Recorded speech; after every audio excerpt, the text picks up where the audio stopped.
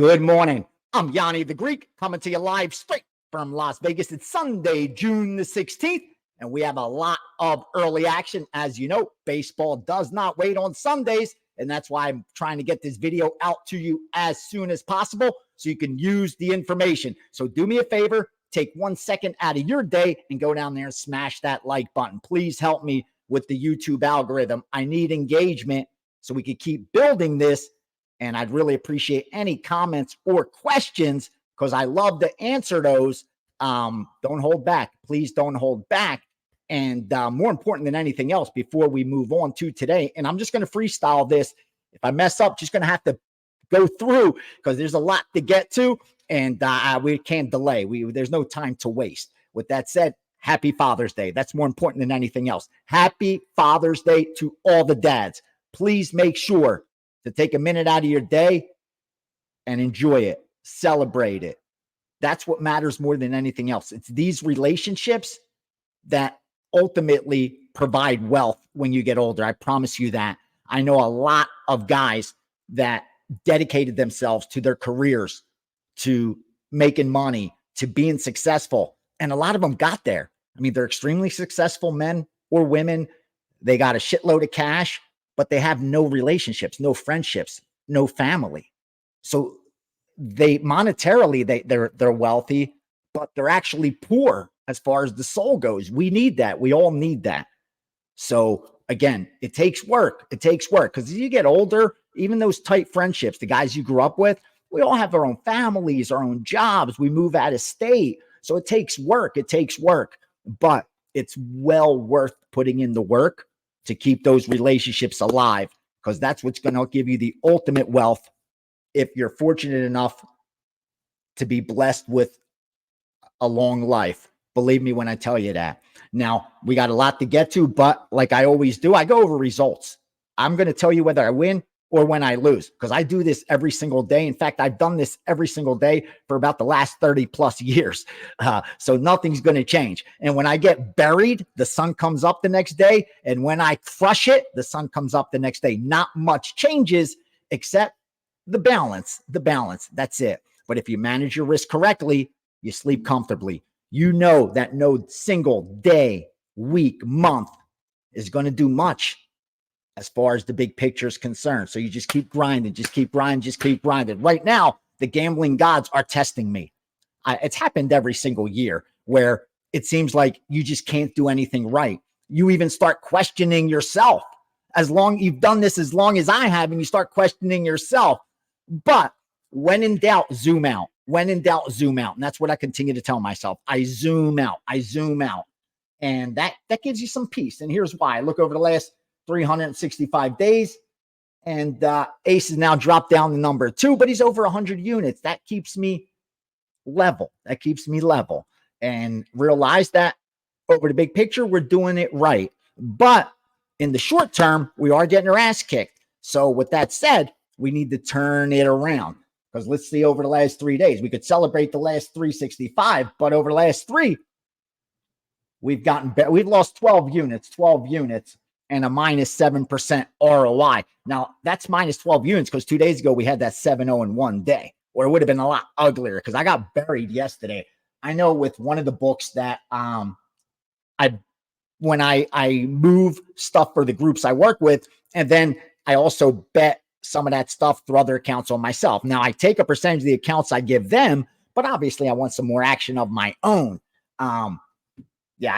One account that I bet with, I lost $9,975 yesterday betting through them. I could even show you. So, Ace, you never lie about gambling. You slow that down, you can see the Saturday. Actually, I was up like 3 or 4 dimes going into the weekend, but that's what happens. You just grind. You just keep rinse and repeat. It's one long war with nonstop battles. My war started 30 years ago, and I was getting my ass kicked until the last 12 to 15 years. It took me that long in that war. I survived it, but there were a lot of casualties along the way. And those casualties were bankroll and cash. I lost a lot of it to get to this point where I can have a losing day, a losing week, a losing month. And I know with confidence that my capital is being invested wisely. And when the dust settles, I will have made the right choice. It's kind of like trading. It's kind of like investing. You're going to have your ups and downs. But when you have conviction and you believe in your edge, then you just got to stick to your guns. Now, with that said, I am being more selective, not just throwing everything that's sharp at my subscribers. Whenever I go cold like this, they'll notice almost everything's a 3% play. So we're not even betting 1% because we go 0.25, 0.50, 0.75, 1%, and 1.25 of bankroll. Why? Because we don't want a run like this to break us.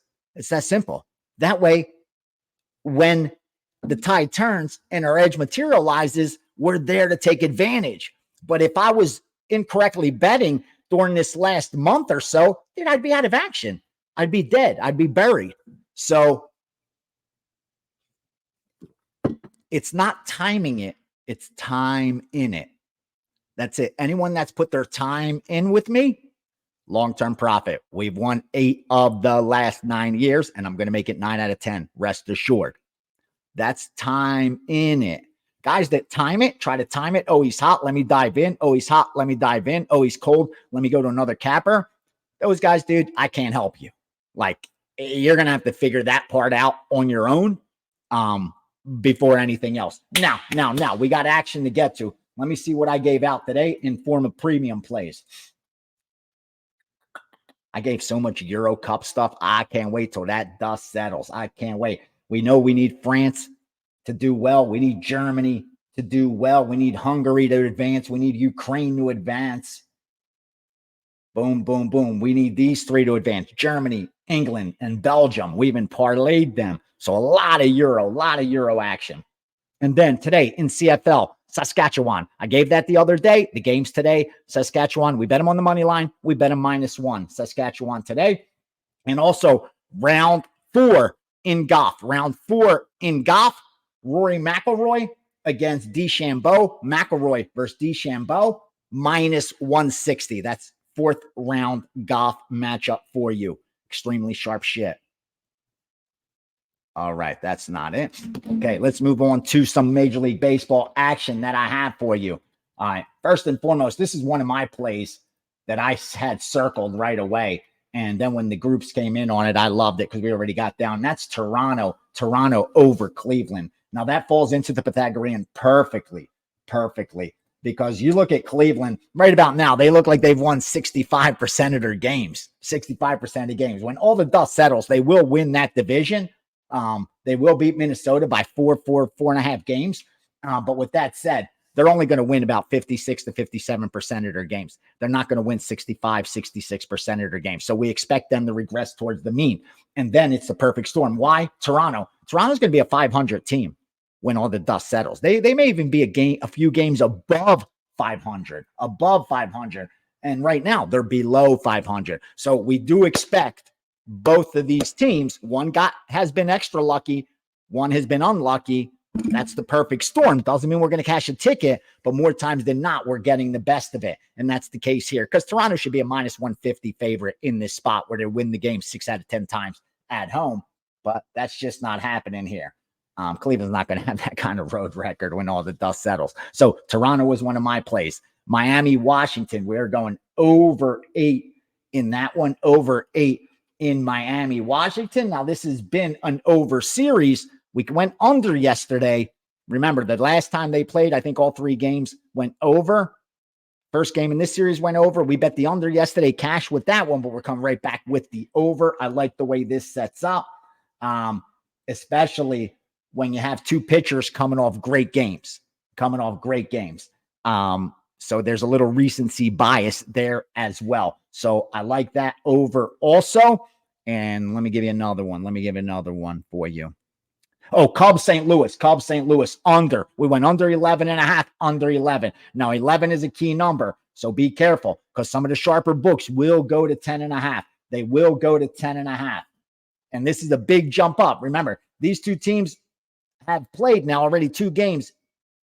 This will be the second game, in Chicago. That total was 8.5. Now we're looking at 11. So it's a big jump. I don't think it's warranted. There's always the win situation in Chicago, but we went under 11.5, under 11. Now, let me give you another one, too, that I liked. I like the Braves. I like the Braves over Tampa Bay, let's take this Braves team at home. They'll get the job done. Atlanta is another team that is kind of playing a little bit below expectations, They're having their way with Tampa, who's just having trouble. Now they've won 3 straight. I think that continues for the Braves. Remember, they had that bad road trip against Washington and Baltimore. Now they finally return home, and I think they're just going to keep beating teams like this up. Let me give you one more as well. I'll give you one where we did that magic where we bet it side, run line, first 5 side, first 5 run line. And that is no other than the LA Angels over San Francisco, in San Francisco. Now, we look at this San Francisco team that's sitting 3 games below 500. Should not be this much of a favorite over the Angels. No way, who also are underperforming at the moment. But you see, the Angels have won back-to-back games in San Francisco. So I think the market reflects that, they're not going to get swept. San Fran's not going to get swept against this bad Angels team. Why won't they get swept? I like the way this sets up. I like we have Joyce, a pitcher they have not seen. First-time starter, first time coming out of the gate this year. I like that. And there's even some recency bias on the Kyle Harrison side. You look before last game where he allowed 1 earned run, he allowed 3 earned runs, 4 earned runs, 4 earned runs, 3 earned runs. So in the last 4 games prior to last game, he was averaging allowing 3.5 ERA in those 4. Comes out, pitches a gem, last 6 innings, and what happens? The line reflects that. So let's go ahead and take advantage. My Cox bill is your home bill is ready to view at Cox.com. $315.48 is due on 7/1. Wow, $315 for cable. Probably shouldn't have it, right? Give me some comments down there. Tell me what I should be doing. Seriously, you younger people, tell me what I should do. And here's where I'm at. I pay like $315 for cable every month, but it includes internet. It includes good high-speed internet, top of the line internet. It's about $100 a month for the internet. So I pay a little over $200 a month for cable, but I have everything, like all the stars, all the HBOs, all the Showtimes, all that stuff. But I don't even watch it, to be honest with you. My girl don't even really watch it. I mean, sometimes at night we're in bed and I'll pull up the guide, I'll look at the cable, but more times than not, we're even streaming stuff. So any advice on there as far as what I should grab? Because I know I have Amazon Prime already. I have Netflix already. I think I even have Hulu. I know the UFC gave me Apple TV as a gift last year. So I have these streaming things, but do I not need my cable? Please, please, please fill me in. I'm going to come back at night to look at these comments. If there's anyone that really knows that could help me out, I'd greatly, greatly, greatly appreciate it. Now, here's 2 Steam moves that I did move for the betting syndicates that I did not send the subscribers. I told you I'm being a little more selective now. Got to be more selective until we turn this around.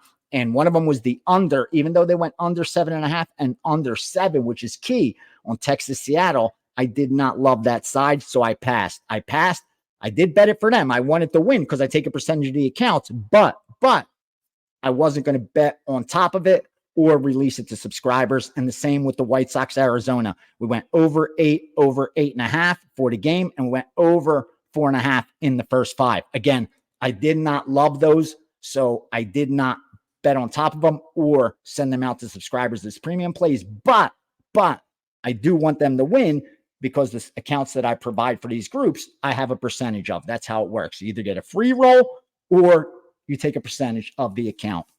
So that's where we're at. All right, nothing else coming in. Let's go over some of these questions. Oh, we got a lot for Father's Day. Let's get this going. All right. G-Man, the Greek. I love it, Pat. Love it. You're starting off already perfectly, Lombardi. Let's go. That's a nice Italian name. I like it. I went to school with some Lombardis, some Lombardos as well. I got a good friend, Lombardo. Love it. Gangster, for sure. I was an old school backyard bookie. Of course you were. In the 90s. With a last name like Lombardi. Am I stereotyping? Forgive me. Don't cancel me. I understand the game. Yes, you do. My question is, how does Wager Talk sell 7-day packages when the only true way, proven way, is long-term? I love it. I love the question. Seems like a money grab. Yep. Your year-long is the only way. How do you support your colleagues selling daily and weekly picks? Makes no sense. Please respond to this question. I follow you and love the content. You're probably the only one speaking the truth. Thanks, Patsy. I love you, Lombardi, excuse me. See, I'm talking to you like you're my boy, Lombardo. Listen to me, please, please, please, please, please. We don't decide. You, the market, dictates what should be sold. So as long as the market wants daily passes, wants 3-day passes, wants weekly passes, wants games of the month, wants games of the year, that's what's going to be provided to them. That's the negative side of it. It's up to the consumer. It's up to the consumer like you, Pat, who knows the game, who realizes, dude, if I'm gonna actually pay for information, I'm going to determine with certainty that it's plus EV. Number one, there's only one way I can do that, by looking at the long-term results. Is he showing me at least 1,000 of his past bets? At least 1,000. Is he showing me that? Because if he is, and he's profitable, then he's a favorite to repeat that over his next 1,000. If he can't show me his last 1,000, number one, I shouldn't be using him as a source. It's my fault if I am. It's my fault if I am. And I'm sure that most of those guys that push the short-term packages are probably not crushing it long-term, year after year. But once again, I go back to the consumer. The consumer needs to call that out like you're doing. As long as the consumer continues to ask for big plays, and they'll tell you, oh, we don't want games of the year. We don't want big plays. We don't want promoting big plays. We want goal. We want to do it the right way. Bullshit. They're out there looking for the 5. They go to the site this morning. You know what they're looking for? Who's selling a 5%? That's what they're looking for.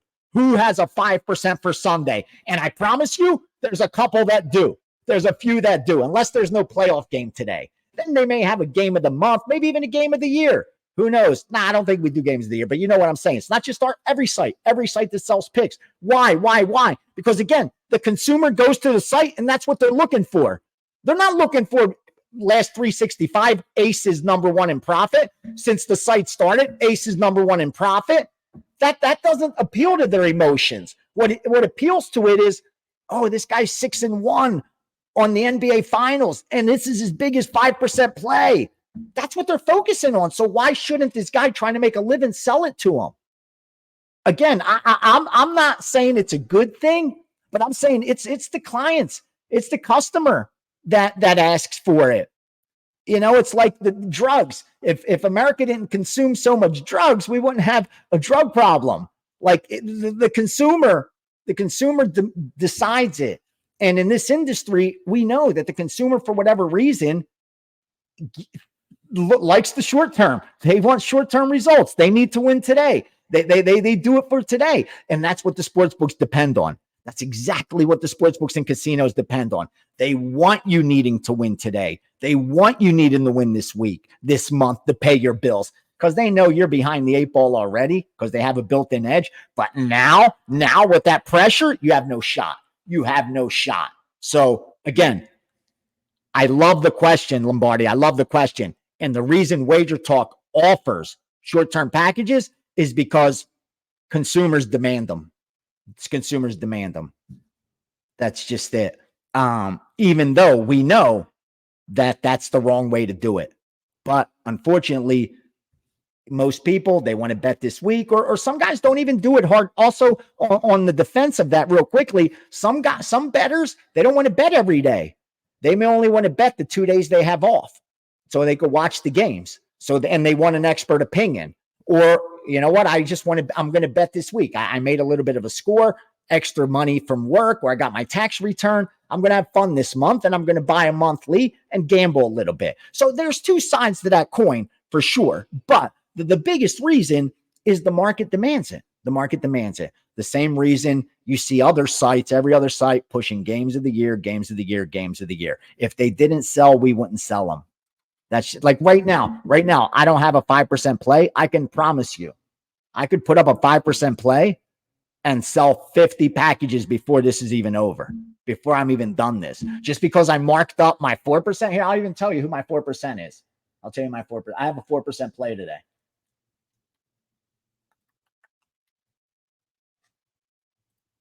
I'll give it to you now for free. Here you go.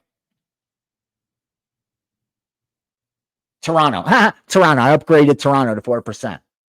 I could have upgraded them to 5%. For me, that's nothing. It just takes 1 more percent. What do I give a shit?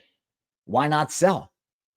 50 of them at $40, that's $2,000. I could make 2 dimes before I even finish this video, before I have breakfast. Won't do it, bro.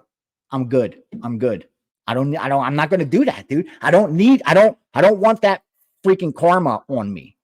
I don't want that. I don't want that feeling on me. I don't, because I know when I did the wrong things, nothing good happened. Nothing good in my life happened. When I did the right things, all good. When I'm honest with my subscribers, when I take my monthly money and I give some to charity and I'm generous and I'm honest, all good things happen. All good things happen. That's just what I believe. All right, next. Got me going. All right, Carlos Francisco Guerrera. Love the name. Great names today. Good afternoon, Greek. I'm just reading these blind. I'm not even going. This could be an insult for all I know. I don't care. Amongst the different groups you work with, how much of their models would you say are strictly based on statistics compared to other non-statistic input? Thank you for your time. Videos are great. Thank you, Carlos. Almost completely dependent on data.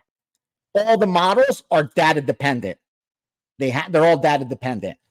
There's no opinion at all.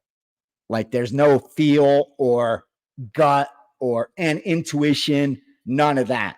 All those models, all those algorithms are data driven. And what they're trying to do is come up with a metric that's not factored into the betting line. That's very hard to do.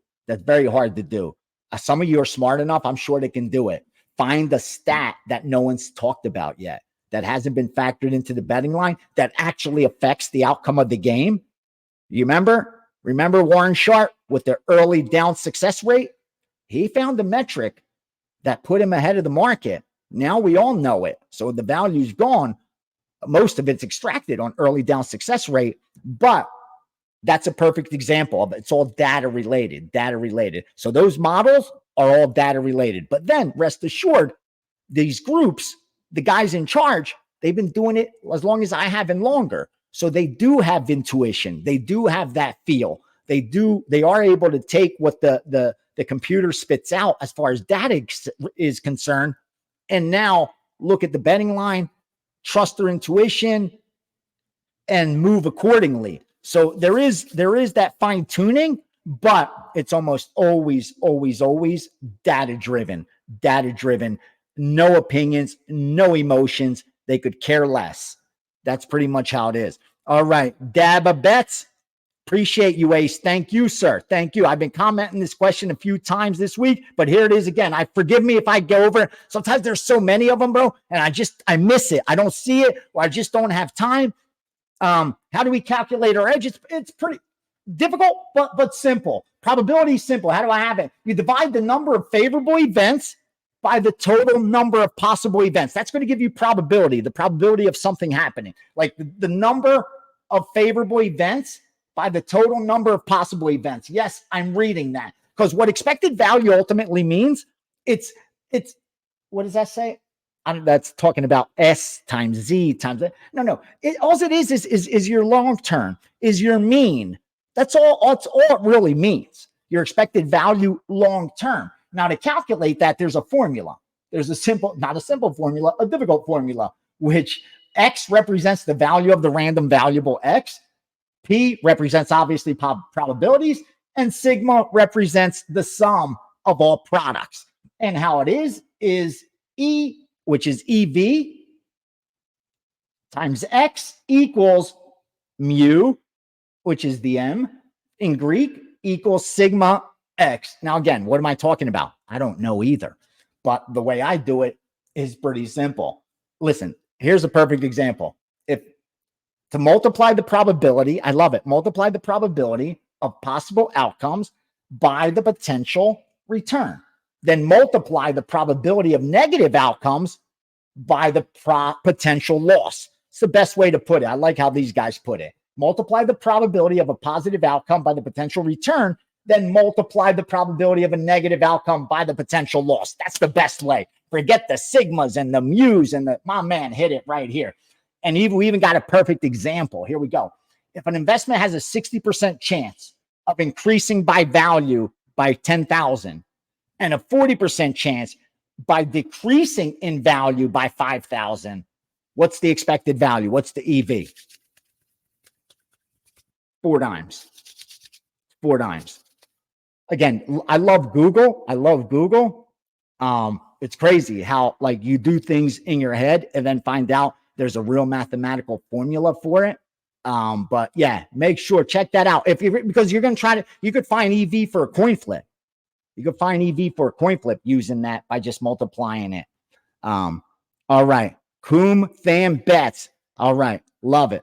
If you can talk more about counting cards, I would love it. Basic strategy, true number, practice with counting a deck. I check those boxes. I'm learning. Hit 17 deviations, stand on 17 deviations currently. But should I learn both or just play blackjack, hit deviations?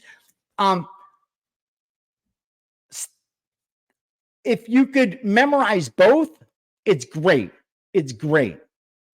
Okay. Most hit a soft 17. Standing on a soft 17 is more advantageous than when they hit that hard 17. But the deviations from basic strategy, there's over 100 of them. If you just focus on the matrix 18, the 18 that matter most, those are the main deviations you have to focus on. So with counting cards, that you're doing it exactly the way you're supposed to. Basic strategy, get that down to a science, then learn how to count. Just basic +1, -1, +1, -1. Then learn to determine what's the true count. And we do that by determining the amount of decks that have already been dealt. Now, that's why I say double deck is the easiest, because you're always going to be dividing the true count. The most you're going to divide it by is by 2 if it's the first hand, but mostly you're going to be dividing by 1.5, 1.25. That's what you'll be dividing your true count. So it's easy in double deck compared to a 6 deck where you have to be very good. I used to just rubber band decks at a time and put them in a discard tray. So with my eye, I could look and be pretty accurate. Oh, that's 4 decks. That's 3.5 decks. That's 2.5 decks. You get pretty good at it just with your eye, but you could avoid all that by sticking the double deck and the edge is smaller for the house. And then then you need to focus on bet sizing. Bet sizing. Remember, 1x to 10x is what we want to do for double deck. So if you're playing a $10 game, you want to be able to go from 10 to 100. You want to go from 10 to 100. That's how you extract mass damage at the casino playing blackjack. But again, as far as the deviations from hit 17, stand 17, like don't get into the weeds with all the deviating from basic, because your edge isn't that greater. And the stuff you have to remember and the possibility of making a mistake outweigh any gains. I'm telling you, by memorizing the 18 deviations that grab the most gain, you're going to be getting 90+% of it, of your gain. You're not giving much up by not memorizing another 80 or 90 deviations. Listen, I tried doing it. You know what I mean? And all it did was create more chaos, and made me have to pause more at the table, which is never good. You don't want to be adding at the table. You want it to be automatic. Like if you're counting at the table, you're in trouble. You need to get to a level where you could scan the table and do the math. Our test, when I worked with that one group, you had to be able to stand because we worked with the big bank and we had a team. We also played individual, but we played team play also. You had to be able to stand behind 2 tables and count both tables down while they were playing. Yeah. You had to be able to count them both. And when they ask you what's the count on this table, have it correct. And what's the count on that table, have it correct. While holding a cocktail, while talking to somebody, while people are walking by, while people are sitting, moving, changing change. You got to be able to count 2 tables. One dude was able to do 3. He could move back, and my man was like at 3 tables. Now, he wasn't always perfect, but my man could keep 3 tables in his head and actually see them somehow, some way. I don't know. Again, I could do 2. I could count on 2 tables, and I'm pretty good at separating left hand, right hand. That's how I do it. So it's, it's worked well for me. All right. My man Martinez, thank you for your guidance. Thank you. Thank you for your time. Thank you for your time, especially on this Father's Day, and I'm going long a little bit. What are your thoughts on placing live bets? Do you? And if so, how do you approach? It's easy to get carried away. It's easy to get carried away. Number one, I'll harp on that, because if you watched yesterday's video, I talk all about live betting, where I think the advantages lie, and how I've been able to take advantage when I do and why I don't also. But that's the key.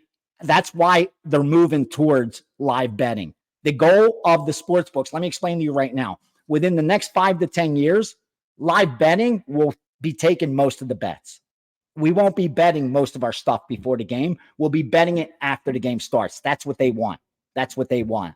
And if you go to Europe, I told you my mom lives in Greece, so I've been there a lot of times.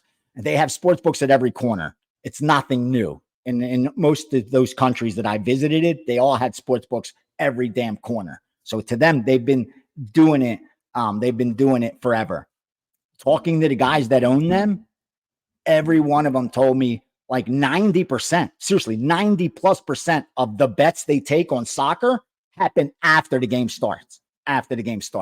And the sports books here see that model and they want to adopt it. They want to get us Americans doing the same thing. They don't want us just live betting. They want us betting on every play, not live betting just the point spread and the total, but betting every play. Is this going to be a run? Is this going to be a pass? Will it be successful? Is he going to hit a 3-pointer? They want us doing that. Why? Because they want action. Why? Because they have a built-in edge. And what have I talked about all the time, over and over again? When you have a built-in edge, all you need is volume. That's it. There will be fluctuations. There are guys that are going to win. But overall, if you have volume and you have an edge, you can't lose. You can't lose money. You just need people to come. It's like if I have a let's say I have a stand on the Las Vegas Boulevard, and I'm flipping coins with you. And every time you're right, I give you $1. Every time you're wrong, you got to give me $1.10. That's it, $1.10, bro. All I need is people to come flip. That's all I need. I just need people to come to my booth. As long as people keep coming to my booth and flipping, I'm guaranteed to make money. That's what I need. I need people. So that's what the book needs now. They're seeing that, dude, this is all our hold is. I could put a slot machines in the sports book and make more money. They could put penny slots and take up the space of the sports book and make more money. The reason they don't is because they don't want me, a sports bettor, walking across the street where they have a sports book and also taking my blackjack action, my craps action, my roulette action, my slot action over there. That's why they have a sports book. Otherwise, you think they want a sports book? They don't make no money off sports betting. Look at the casino's bottom line. It's like the least money they make is about fucking freaking sports betting. Like I said, they could put penny slots there on that floor and make so much more. You don't have to hire employees to work per hour to write tickets. None of that shit. None of that. Just put a machine there. It would make more money. But they do it, like I said, to keep the customers there. Quickly now, that's the goal. Get you to bet every play, because they have an edge. Dude, don't do it. Don't do it. Whenever you're encouraged to do something by these people, do the opposite. When they're encouraging you to do same game parlays and long 6-team, 17, 10-team parlays, do the opposite. Just do the opposite of what they're encouraging. If they're encouraging you to bet every play, do the opposite. Don't bet every play. That's all you got to do. And why? Because 99.5% of all sports bettors have negative lifetime earnings. That's correct. 99.5 of everyone talking sports betting on Twitter is down money. That's the truth. 99.5 have lost, are not up money, and they're talking like experts. They're all down, and they talk like experts. That's the crazy part. All right. What's the logic behind a 2.75 in Stalker instead of 2.53? Love the stuff, diverse in depth. Love the question. A lot are answering that because you could tie and win or tie and lose your bet. At over 2.75 means half your bet is at over 2.5. The other half your bet is at over 3. So if the game lands 2-1, I hit half my bet. I push the over 3 bet, but I cash the over 2.5. That's where the 0.75s come in. It even happens with goals where you could take 0.75 goal. Now, if I'm minus 1.75, if I'm minus, 0.75, if I win 1-0, that cashes because I have half the ticket at minus half a goal, half at minus 1. So I cash the half a goal ticket. I push the 1 goal ticket. Now, if I'm minus 0.75 and it ends 0-0, obviously I lose that. So what you're ultimately doing is by taking the 7.5 is splitting your bet in half. Half of it on the number below it, half of it on the number above it. That's it. So 3.75 would be half the bet at 3.5, half the bet at 4. That's all it is to it. 1.75, half the bet at 2, half the bet at 1.5. Whether it's a side or a total. Next, hey Ace, to be a part of the 0.5 that wins long term, what would you say is the best strength for the novice bettor to have? Great question. The best question so far today. Bankroll management skills or mental discipline and patience? You need both. You need both. If you don't bet size correctly, you're going to lose money. Don't even attempt this. Don't even attempt this. Next, you need the patience to actually apply that blueprint. That means when you're getting crushed, like I'm getting crushed, to stick to it. Because it's real easy for me to just reload bank and just keep betting more. It's really like I have the money to bet a lot more. No. I stick to 0.25, 0.50, 0.75, 1%, 1.25. That's what's got me to live my comfortable life. That's what's going to sustain my comfortable life. I don't need to fuck with it. I ain't risking it. Not at all. I'm good where I am. So I'm going to continue doing it. That's how you get into the 0.5%. The number one thing besides that, you need plus EV information. You got to have winning info. Without that piece, bankroll management, patience isn't going to help you. You need plus EV info. And again, if you're not capable of winning long-term, then you need to find a source. The only way you're going to do that is by demanding at least the last 1,000 bets from that source. At least the last 1,000. If they're not willing to show that, that's not your plus EV source you need to use patience with and money management with. That's the guy you need to run far away from. That's just me being honest with you. So number one, be plus EV. However you got to get there, have plus EV bets, and then it's manage the risk. Bet size correctly according to bankroll. So if you don't come in with the right bankroll, you're going to lose it. If you don't have outs, if you only have one sports book, you're putting yourself in a big, big hole. You can't shop. When you go look for a car, do you just go in blindly and say, I want that? How much is it? No, you do your research. You shop. You say, hey, maybe I could get it for $5,000 cheaper down the street. Same with sports betting. Why would I pay just one book's price? Why wouldn't I look around and see what my options are? So there you go. In order, find EV information, find outs because you need outs, bet size correctly based on your bankroll, and exercise patience. And that's it. Your life will change as far as sports betting goes. You will be in that 0.5%. You're a mathematical certainty. You're a fucking lock. L-O-C-K. Yeah, I said it. You are a lock. You have those 4 factors covered. You're a lock.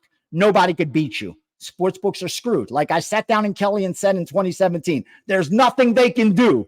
That was my exact words. There's nothing they can do. As long as I'm able to bet and have a statistical significant sample size, there's nothing they can do. And here we are, 2024, 7-8 years later, and exactly what I promised is what happened. I promised that day, I guaranteed it that day, that there is nothing they can do, zero they can do to stop us. Most said he's an idiot. Look at this guy bullshitting. Look at this guy talking shit. Well, who talks shit? Who's the shit talker now? Love it. All right. When will you be posting on your IG? I know I haven't been active on it, man. And here's why. Because I taped 2 UFC on the lines last week. So I had to prepare for 2 shows. The other one's going to air Monday. It's for next weekend's card. I love next weekend's UFC. I'm not like hyping it up, but there are some fights that definitely warrant a 4%, probably 5% bet. I'm really high on next week's UFC. Win or lose, I'm unloading. There's a lot of EV in that card already.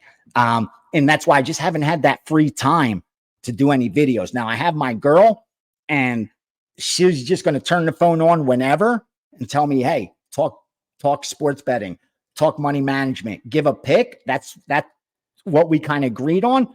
But we just haven't been going out. Like, I haven't been doing much of anything. So I promise you, we will continue to post on Instagram and on TikTok, especially behind the scenes stuff that I won't put on Twitter. Like a lot of the bets we're placing, even when we're at the window. I'm going to do some real fun stuff, man. Some real fun stuff for you guys. And we're just getting all organized right now. Wait till football gets here. All right. Next.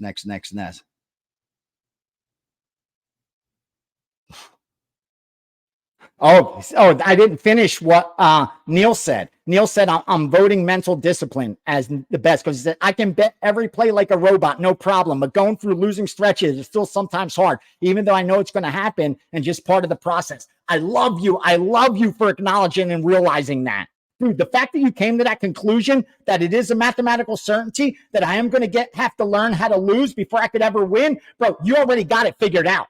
You got it figured out already. All you need now is to have the bankroll and to force yourself to do it. Dude, everything give yourself 6 months. 6 months. Say, you know what? No matter what happens, no matter how much I'm up or down, I'm going to do it. Dude, you've been betting. We're all going to be betting. You're going to bet next year, the year after that, the year after that. I hope you live till you're 100. And I hope you're in your 20s now. So that means you have 80 more years ahead of betting. I swear to God, I hope you guys live 100 years and you bet these for another 80, 90 years and crush them. Okay. So what I'm saying is, so you're going to do that. You're going to do whatever you want for those 80, 90 years.